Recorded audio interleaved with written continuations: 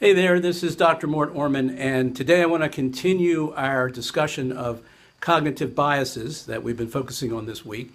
And I want to focus on one very specific cognitive bias instead of several, as I've done in previous videos. And the reason is because this one is so very important.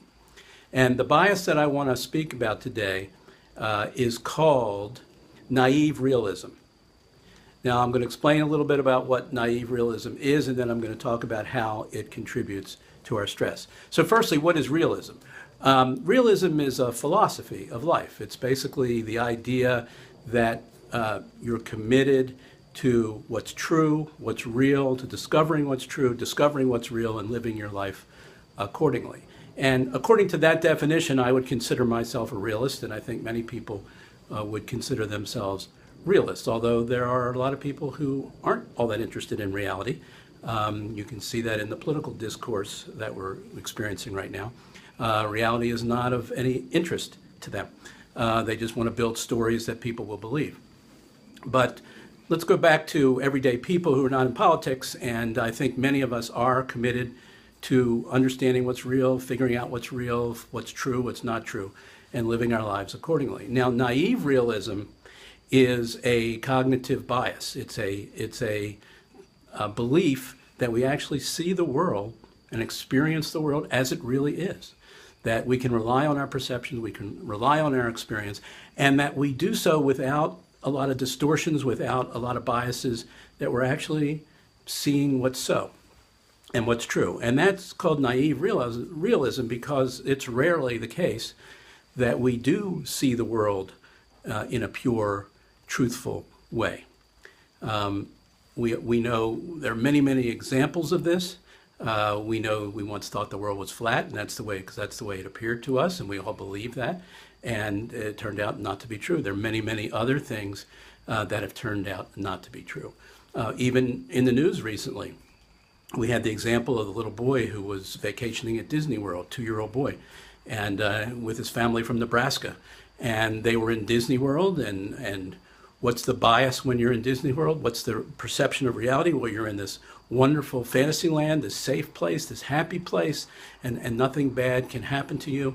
And the third day they're there, they're by the lake or the lagoon at a big resort, and all of a sudden an alligator comes out of the lagoon, takes the child away, drowns him, and kills him. And that's another example of naive reality, or naive realism, that you're in this wonderful, happy place, nothing bad can ever happen to you, and turned out not to be true. So we have lots and lots of examples of naive realism. And if you don't think that this has something to do with stress, then you don't really understand stress as a human phenomenon. Because most of the stress that we experience, doesn't matter what kind, doesn't matter whether we're having anxiety attacks, doesn't matter whether we're getting angry or irritated all the time, that we're having relationship conflicts, we're having problems at work, financial problems, health problems, public speaking stress problems, whatever it is, you can bet your bottom dollar that underneath of it, causing a lot of it to occur, is naive realism, where we think we see the world correctly, we think we understand how the world works, and we're mistaken.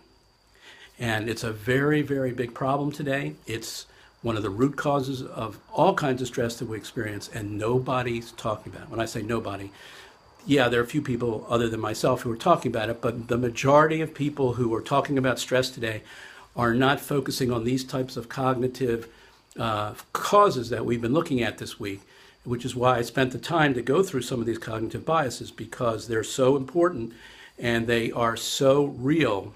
They are actually real, and they do contribute to our stress, and most people are blind to them.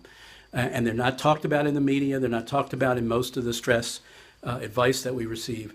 And it's really, really important that for you, if you want to lower your stress levels, you're going to have to realize at some point that you're going to have to try and figure out where your blind spots are. You're going to have to try and figure out where your views of reality are actually naive realism views of reality, and not really grasping the truth of how things work, how relationships work, how emotions work, how stress occurs at work, and all kinds of other things happen.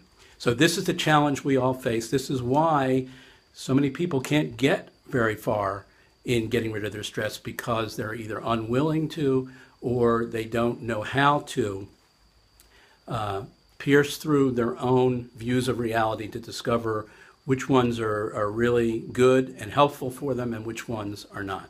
So usually it takes some help to do that. Usually it takes some coaching, some mentoring, finding somebody who has the capacity to do that. That's what I love doing with people. If you're interested in doing that and you're serious about getting rid of your stress and you don't want to just deal with symptoms and learn how to manage your stress for the rest of your life, but if you really want to learn how to eliminate a lot of the stressful problems you're experiencing, give me a call. Go to my website, docorman.com, send me a message. I'll be happy to chat with you and see if I can be of help. So that's it for today, and we'll finish up this series with the last episode tomorrow.